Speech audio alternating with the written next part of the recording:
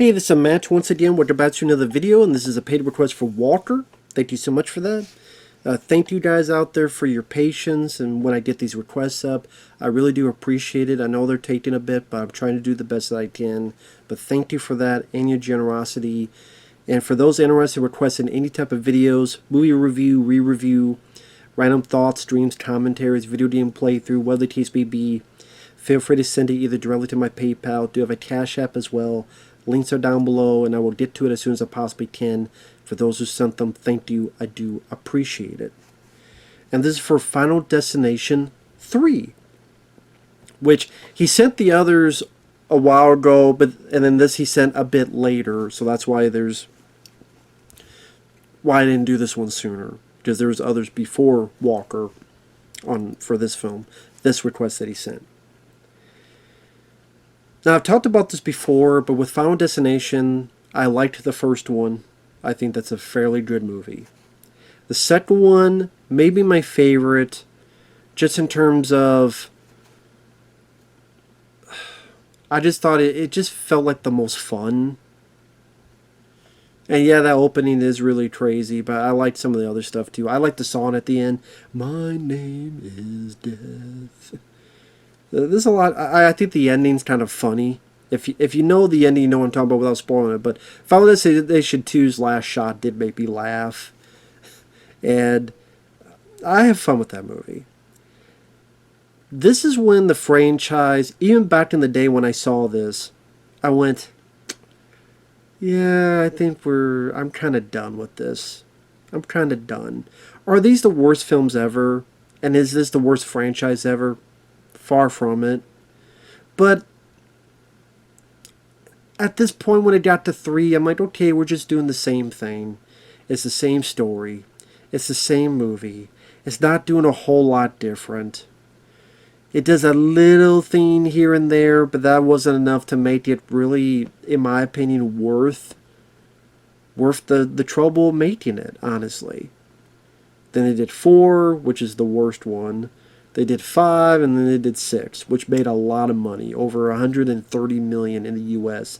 This one made $54 million, and it's directed by James Wong. Now, not the James Wong who did The Conjuring and *Malignant* and those movies. The James Wong that did Final Destination 1. He did Jet Li's The One. He worked on X-Files with Glen Morgan. They wrote a lot of X-Files episodes. They did their own show, Space Above and Beyond, which only lasted like 1 season. I think the last thing James Wong directed was Dragon Ball Evolution, which that would kill anybody's career, especially directing-wise. I don't even know what James Wong and Glen Morgan do nowadays. But anyway, he teamed out to direct this film. Now, it's a standalone movie. There is a reference to the first film in terms of Flight 180, but other than that, it's characters doing their own thing, not a direct sequel. Now, it stars Mary Elizabeth Winstead, which I could take her or leave her as an actress. She was fine in Live Free or Die Hard. I don't like the Theme prequel. I think that's an awful movie. Now I think about it, I gotta ask my friend Fabio if he's ever seen that film, because I don't think he's ever reviewed that movie, the Theme prequel. I don't think. So I have to check it out. If not, someone should request that for him to watch. But yeah, Mary Elizabeth Winstead, I mean, I think of that one because I saw that in the theater and I had a horrible fucking time. I don't know why I saw it in the theater. Because I was bored. I don't do that anymore. I'll watch it some other way and not give these assholes my money.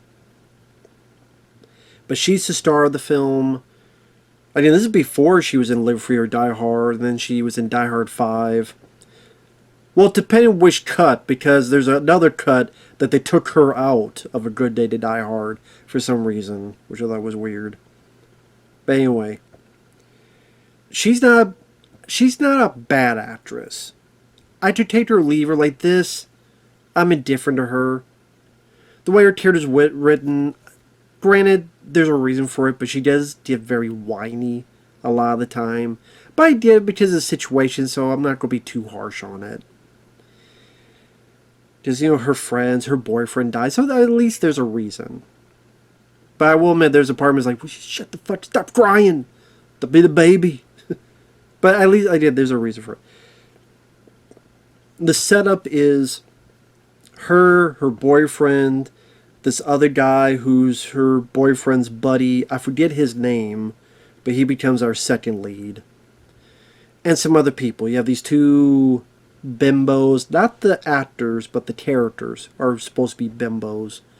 You have this guy who's a dick who wants to film and look at women's tits. You have this kind of goth guy and his girlfriend. You have this jock guy who I recognize as Tetris Battle. He was in Wrong Turn 2, which I actually don't mind Wrong Turn 2. I think that and the first one are the only good Wrong Turn movies. The first Wrong Turn is the best. Wrong Turn 2, I thought, while the way it's filmed is cheap, it has some good gore, and I thought it played around with who you thought was going to live, who you thought was going to die, who you thought was going to be the lead, and who wasn't. And I thought that did a bit better than other films did, at least in my opinion. So I do like Wrong Turn 2. And Tetris Battle, I like in that. Here, he's supposed to play an asshole jock, and he plays that well, because you definitely hate his ass. But he's not in the film a whole lot. So they're at an amusement park, and they're ready to get on this roller coaster. Now, Tony Todd, may he rest in peace, he's technically in this, but only his voice. 2 times. When they get on the ride, there's this devil, and it's whispering, it's saying stuff. That's Tony Todd's voice. And at the very end of the film, when they're on the train, if you hear the conductor on the speakers, you'll recognize it's Tony Todd's voice as well. So technically, he voices 2 things. So I don't know why they didn't have his character in this, because they said they wanted this to be a trilogy and to end it. Well, if that's the case, why would we not bring Tony Todd? Maybe he was doing another movie. He was busy. Well, he did the voice.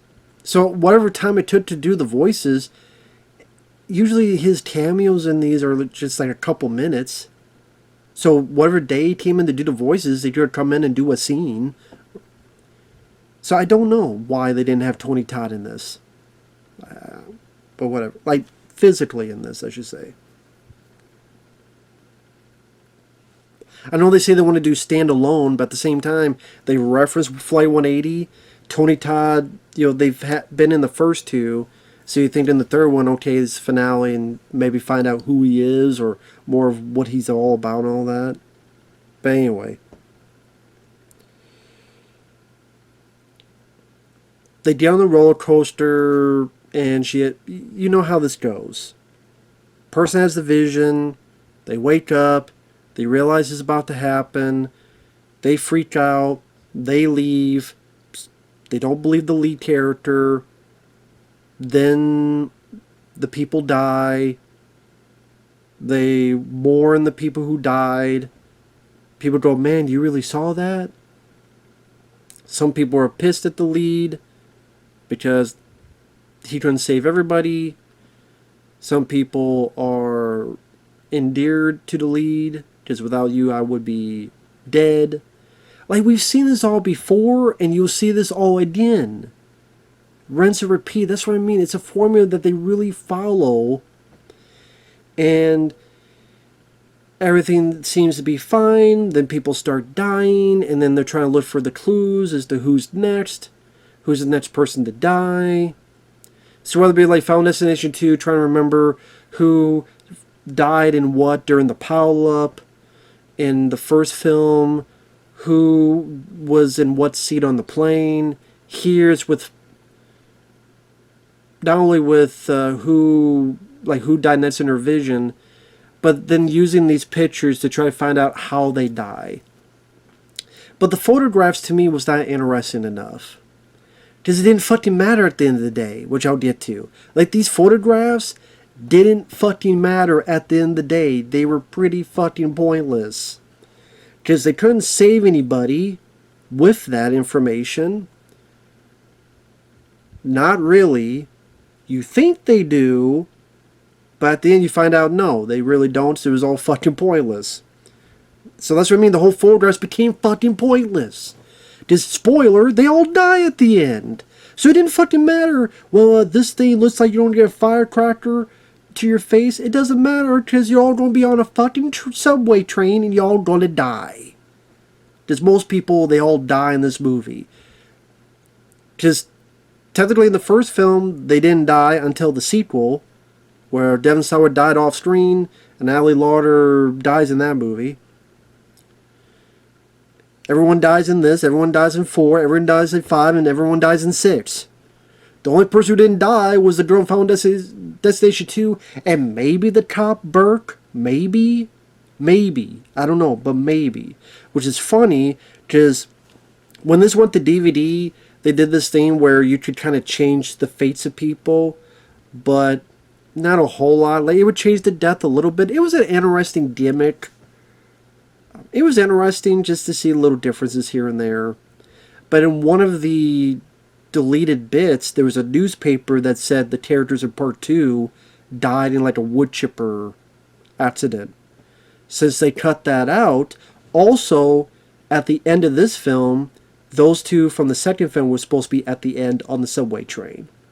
So like the characters on the subway train, they turn, and then there's the two characters from Final Destination 2, the lead girl and the cop, Burke. I think his name was Burke. But then one actor was available, one wasn't. They're like, okay, we won't shoot it at all, because then people will be wondering, well, where's that person? Oh, maybe that person's alive. So we'll just not have it. And I guess it's official now that at least the girl in part 2 is alive, so at least someone lived.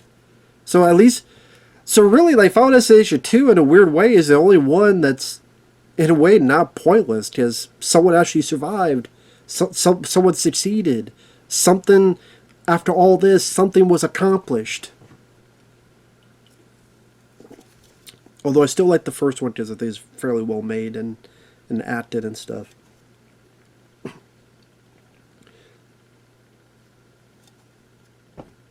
Now, like I say, it just goes through the motions like the first two. The death scenes, the amusement park stuff was cool to see. The roller coaster, that I would give as one of the better openings. Like, I still say the best is part 2, of course, the pile up on the highway. Then I would go with the flight. I think just everyone can relate to a plane and the fear of it. Then I would say the roller coaster would probably be the third best. The fucking NASCAR thing in the fourth was the worst opening. But like the roller coaster you can relate to if you do get to go on roller coasters. I haven't been on one in like a few decades, but like you're on there and there's that worry, and when it's happening, yes, there's CGI used, but I guess I'm more lenient on that, although it is pretty bad looking. Because it'd be like, how do you do that with a roller coaster? Like, I couldn't think of how you would do that practically with a roller coaster. It'd be very, very tough. But is it bad CGI? Yes. But like, I guess I'm lenient on it, and I can let it go because the idea of it is interesting. You know, I like when they're stuck upside down, and that idea of what would happen if your seat is loose and you're stuck upside down and you have to kind of roll it back. But then after that, I find it funny that one of the senses of doom is like a bobblehead of the Ramones. One of the Ramones, like bobblehead, and I guess that's the sense of doom. Oh shit. Even the Ramones are scared. You know we're fucked. The tanning booth stuff, it's there, it's fine. The death scene, the way they get trapped in there is so comical. Where okay, like they brought a drink in and it melts, but then like something gets hit and the thing falls and somehow jams into this and that at the same time, so it traps both tanning booths. I'm like, it's like fell in like the I get it. It's death, supernatural, so everything's fair game. But that was like I almost laughed at that more than anything. I'm like, really? They definitely got more comical in this. When the two leads escape and the engine flies out and it hits the guy in the back of the head, I did laugh at that when like that. I mean, it's fun to see, to be fair. It was fun to see. You know, I'm like, god damn, like the engine flew out that far? God damn. So that was kind of funny. The jock not listening at all, Texas Battle's character being such a dick, not listening at all, and then the Waste come in and smash him like a CGI watermelon. Like, where's Gallagher when you need him? Rest in peace, Gallagher.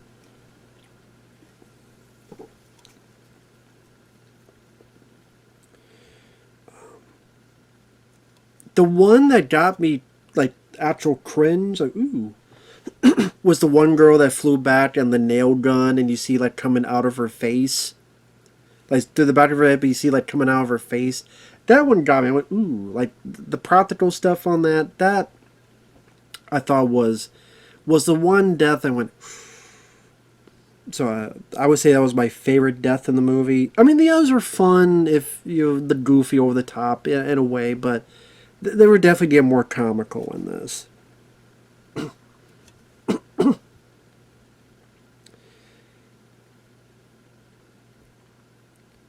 So what was it? The two in the tanning booth. The one guy with the engine to the head.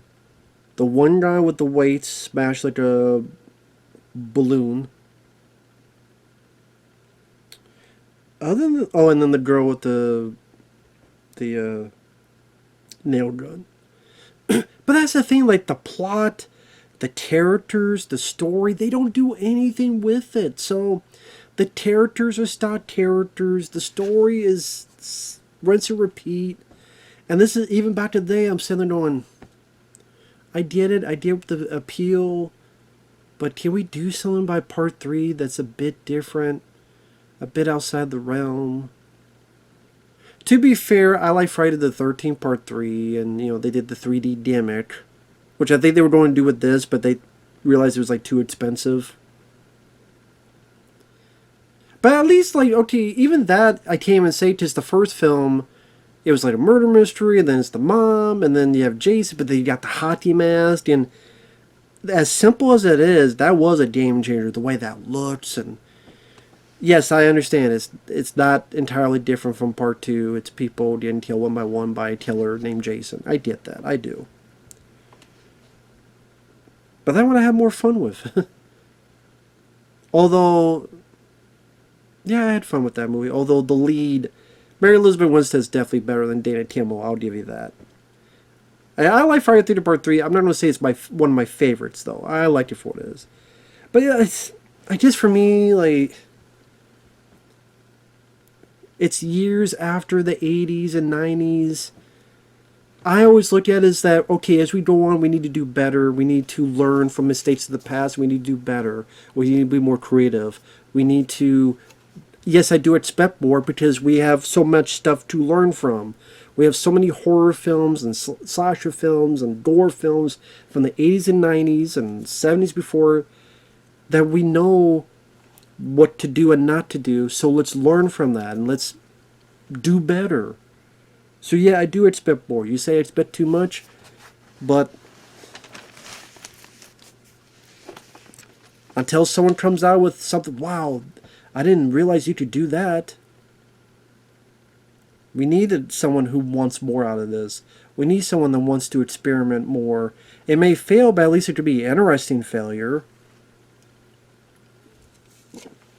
That's how you did Halloween 3. That's how you did Jason Goes to Hell, which I love. All sequels like that work? No, but I want to see the Halloween 3, Jason Goes to Hell. I want to see that version of Final Destination, whatever that plot may be, that story may be, because it needs something. I guess not, because it made over 130 million, so it just needs to do the same shit, I guess. So, shit on me, I guess. Like I said, again, I'm not going to sit here and say this is like the most awful worst. It's not. If I had to rank it, this would be probably the third. Like, it'd be like 2, 1, then 3. Because, like, the roller coaster, I do like that idea for a set piece. I think they did what they could with the budget and what you're able to do with a roller coaster. I do think that for most part, the tandem booth stuff is shot well enough to see like how this builds up to that, and how it leads to that with like the soda and the white of the water, like the melting and stuff. I think it's just that one thing where it lands. I might have seen this in the theater actually. Now that I think about this, because that was, yeah, I did see this in the theater. I just realized that because I saw the second one in the theater, and I saw this one in the theater. After this, I never saw them in the theater again. I was just got it done. Just like, okay, whatever. It's like the same shit. And I just want a bit more of it. I'm sorry for being greedy on that, but I'm not going to be sorry. Anyway, the finale is the bicentennial. The goth guy whose girlfriend died with the nail gun, you tell you like he wants a bit of revenge, which is something they would do later on, especially like part 5 and others like the one revenge stuff. So they repeat that and other stuff. The lead guy is ready to get hit with the fireworks. A fucking horse ticks him and he flies CGI style. And then it looked like it blew up in his face, but I guess Mary Elizabeth Winstead pushed him out of the way. Oh, and there's also a bit where Mary's, I think like her sister is being carried by a horse, but the guy is able to cut the rope before the girl gets impaled. And then the goth, dickhead guy is like, I can't die, it missed me. So the fireworks like go after some of our characters, they duck. It passes by him, but then this thing slams on him, which looked ridiculous. Where it's slammed, and then like a piece of him is like over here in CGI, and but again, I laughed at that. I laughed at that bit. I laughed at the guy head coming like a CG wart, a pimple that just popped. I more laughed than anything, and I don't know, was that the intention? Maybe it was. Because I do remember some people in the theaters, I think, laughing as well. Maybe they're audience movies. Maybe that's why audience participation movies. Maybe that's why a chunk of these have done well because of that. But then I don't even know why the lead characters thought they were safe because, well, wait a minute. I thought if we save death, I don't know why they thought they beat death, because this guy died when it supposedly passed him. It supposedly passed him, but he went and died. So when they think, oh my God, it didn't pass him. He's dead. We're next. But then apparently they did think they beat death. I don't know why. I guess they thought, well, by luck, we ducked all the fireworks, and then it hit and killed him. But again, doesn't that go back to what you were saying with the pattern? Okay, wait, he died, so he wasn't immune to it. I don't know. It doesn't matter. At the end, they're on the train. Mary has another vision. She wakes up. They can't get off the train. And they're dead. They die. And the movie's over. And I'm not usually a fan of movies where everybody dies. Like, if it's like mysterious and it's a question mark, like John Carpenter's The Thing, okay, that could be interesting, food for thought, but usually, I'm not saying no movie can do that. I'm not. It's just a lot of times I see that and I go, well, this was fucking pointless. Unless you just want to see characters you don't give a fuck die, which a lot of people do, and that's fine. That's not usually why I go to the movies, though.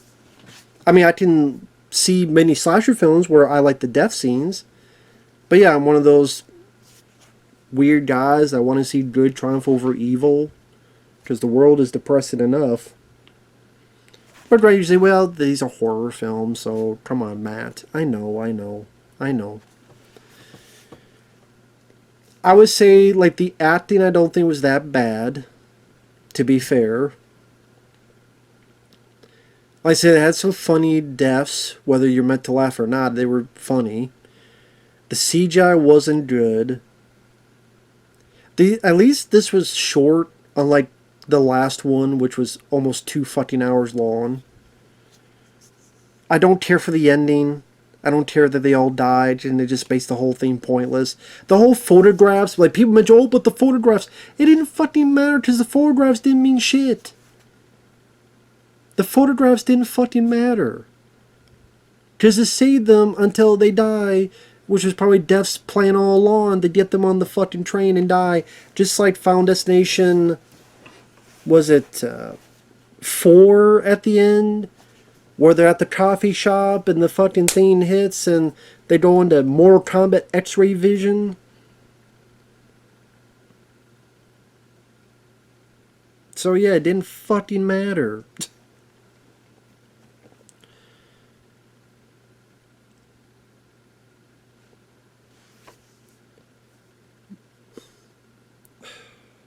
I don't know what else to say. I like the first two, but if people like the rinse and repeat stuff, I can understand, because I'm sure there's franchises I've liked that have done that, sure. This, to me, I mean, some of the deaths seems to be fun. Honestly, if that's the case, I could just watch a reel on YouTube. Final Destination Death Reel. I could just watch them all that way. At least the first two, like, I think the first one has, I think, better direction, a bit of atmosphere, and the build-up. I think Devon Sawa does a really good job. Of all of them, there's CG, but that tried to be the most practical of all of them. There's CG in it, but it tried to compare to others. And the second one, I just found it fun, and you know, the ending kind of left me with a smile on my face, as grim as it is. Here, I don't know. It was just getting to the been there, done that variety that I'm kind of If that's the case, I'll just wait. And this is when YouTube is starting to pop up. When the fourth one came out, I'm like, I'll just wait, and the deaths will be on YouTube. I'll just watch them. Just watch the death scenes. Now, eventually, I did see the movies for free without paying money. Probably when I worked at the video store. Just since you worked there, you get them for free. But other than that, I was just like, these movies ain't worth the shit. Now, you just wait, see the kill count, death scenes, and you saw the movie. Because there's nothing else in between to give a shit about the movie. Because it's the same story, the same premise, the same routine.